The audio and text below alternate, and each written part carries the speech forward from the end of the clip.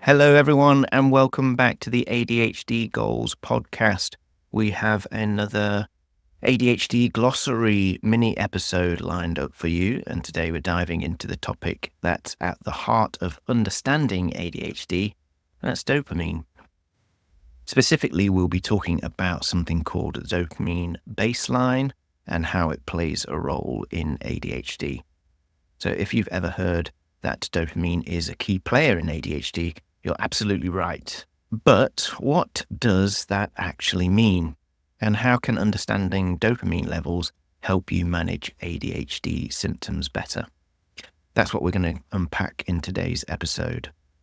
So what is the dopamine baseline? Well, let's start with the basics. Dopamine is a chemical in the brain that helps regulate attention, motivation, and pleasure. It's often referred to as the brain's feel-good neurotransmitter because it plays a big role in how we experience rewards and pleasure. Now, when we talk about dopamine baseline, we're referring to the resting level of dopamine in your brain, the amount that's there in the background when you're not particularly stimulated by anything exciting. For people with ADHD, research suggests that this baseline level of dopamine is often lower than average in certain regions of the brain. Dopamine and ADHD. So how does this lower dopamine baseline affect someone with ADHD? This is where things get interesting. People with ADHD don't just have a lower baseline level of dopamine, they also experience dopamine in two different ways. There's one, tonic dopamine. This is the steady background level of dopamine that your brain is always releasing, even when you're at rest, and the phasic dopamine. These are short bursts of dopamine that happen when something exciting or stimulating grabs your attention. The people with ADHD tend to have lower tonic or baseline dopamine. As a result, they're constantly on the lookout for activities that will give them those phasic bursts of dopamine.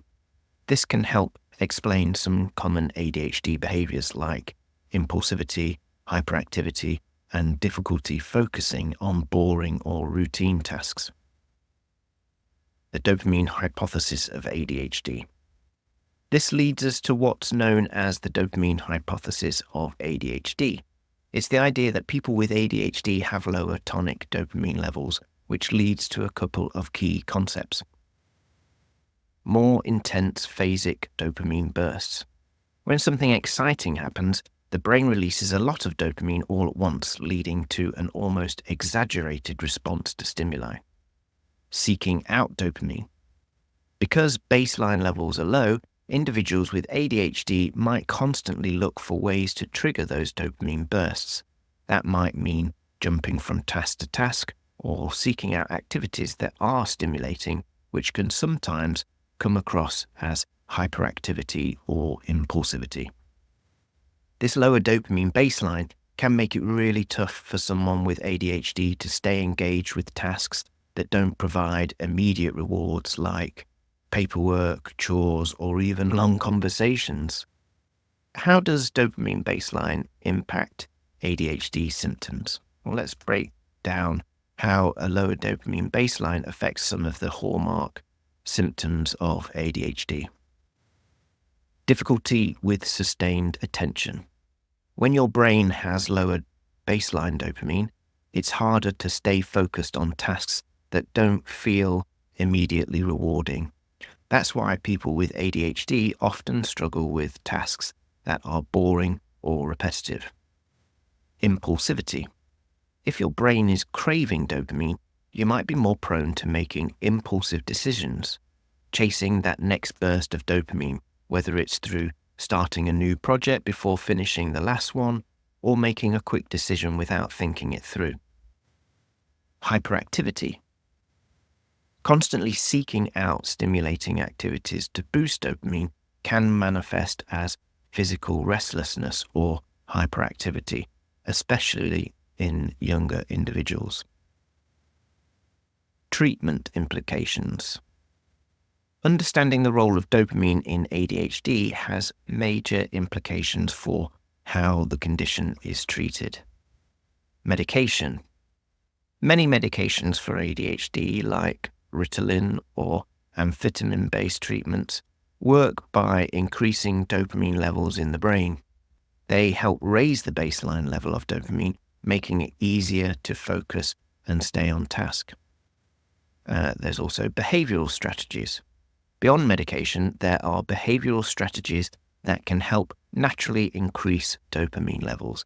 Activities like regular exercise, proper nutrition, and even structuring tasks in a way that provides little dopamine rewards along the way can make a big difference.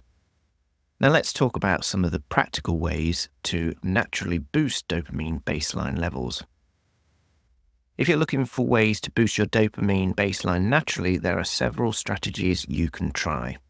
These activities help your brain release dopamine more steadily, making it easier to focus, stay motivated, and feel more balanced overall. Number 1 is exercise. One of the most effective ways to naturally increase dopamine levels is through regular exercise. Physical activity stimulates the release of dopamine and increases blood flow to the brain, which can improve focus, memory, and mood. It's important to find a form of exercise you enjoy, as this maximizes the dopamine boost.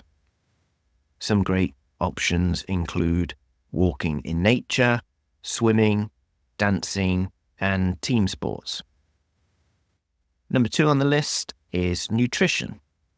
What you eat can have a big impact on your dopamine levels. Foods rich in certain nutrients, particularly those containing tyrosine and amino acid that help produce dopamine, can be especially helpful. Some dopamine-boosting foods include eggs, lean meats like chicken and turkey, legumes, nuts and seeds, bananas, and avocados. It's also important to support your gut health, as your gut plays a surprising role in neurotransmitter production.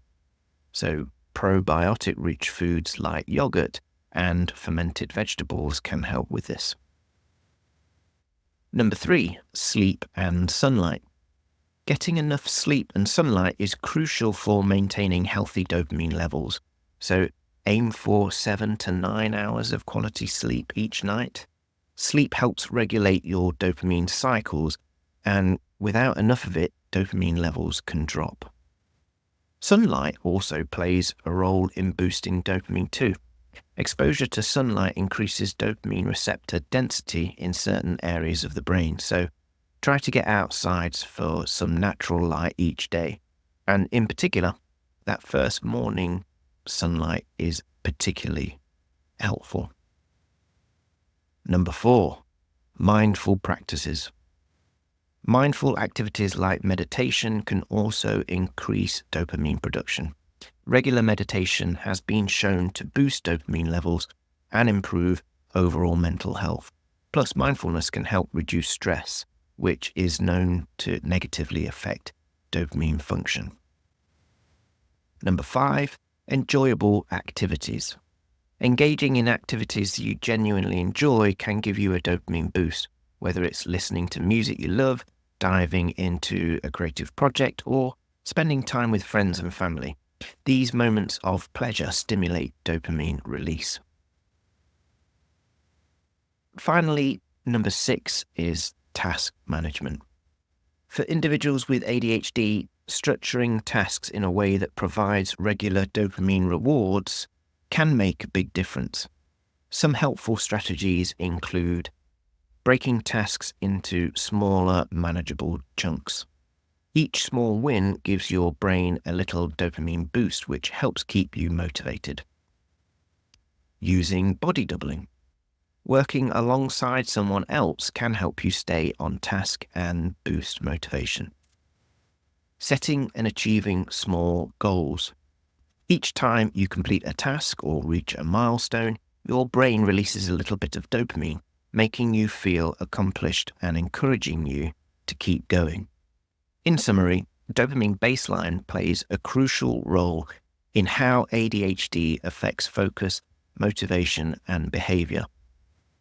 While people with ADHD may have a lower baseline level of dopamine, there are many ways to support and boost dopamine levels naturally.